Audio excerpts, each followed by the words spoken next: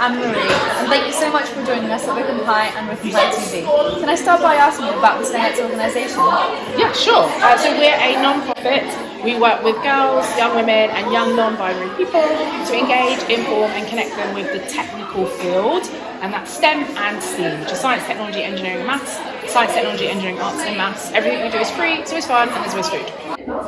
What programmes and events do you offer for everyone? We offer different events like hackathons, panels and what we call certification academies, so you can come and learn a skill and get an adult with a real professional qualification for it. We also offer mentoring and we run a summer incubator and programmes each half term and over the holidays. And all of them are around meeting people, so getting to connect with industry, meeting role models, meeting peers, trying things out, eating the free food, but also getting to think about your future. So learning to grow, learning to solve, getting to visit different places that you could work or research in.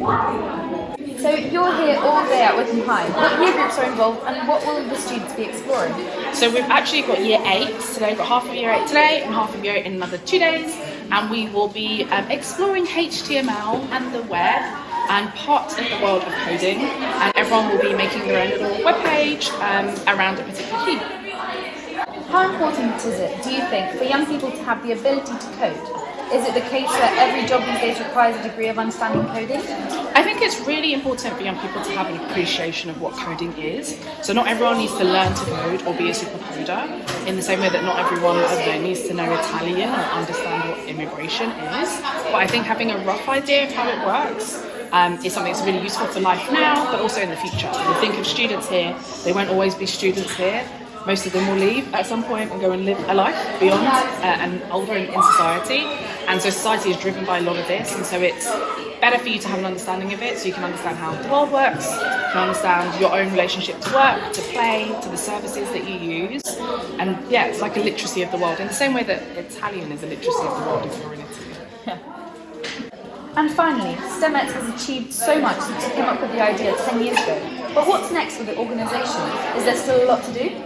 Unfortunately, there's a fair amount to do. There's a lot of work we have done, lots of achievements, lots of people's lives that have been changed and opportunities that have been opened, and also attitudes that have changed.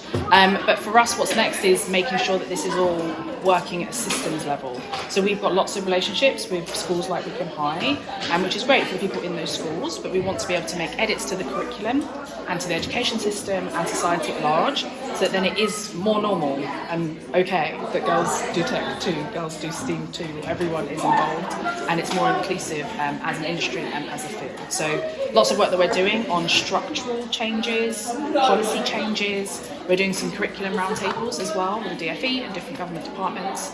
So yeah, lots on that agenda, lots in that direction. Thank you so much for your time. Thanks for having me.